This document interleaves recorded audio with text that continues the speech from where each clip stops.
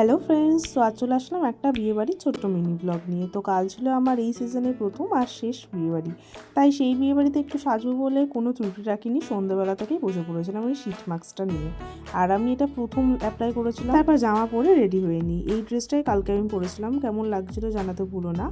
আর আমাদের বাড়ির একদমই পাশে যেহেতু লজে ওই রিসেপশনটা হচ্ছিল, তাই তেমন কোনো সোয়েটার নেই, আর এমনিতেও ড্রেসটা ছিল ফুল। তারপর মা রেডি হয়ে ফোন করে দেয় আমাকে, আর আমিও চলে আসি। দেন বাবা, মা, আমি তিনজনে হাঁটতে হাঁটতে চলে আসি লজের সামনে। আর ভেতরে ঢুকে দেখি ব্রাইড এখানে বসে আছে, আমি একটু ভিডিও করে নিই। তারপর বাইরে এসে দেখি মোমো, ফুচকা, কফি, এখানে ফিশ বল, পনিরের একটা সটে আর কাবাবও ছিল, সেটা একটু খাচ্ছি। আর এখানে পিউদি, তনাদি, বড়মা দাঁড়িয়েছিল, আমাদের বাড়িতে সবারই ইনভাইট ছিল। তারপর আমরা চলে যাই খেতে, আর প্রথমে দিয়ে দেয় ফিশ রোল, তারপর চলে আসে রুমালি রুটি আর পালঙ্কন পনির। খেতে না খেতেই দিয়ে দেয় পিস রাইস, আর এখানে কাতলা আজুবাজু।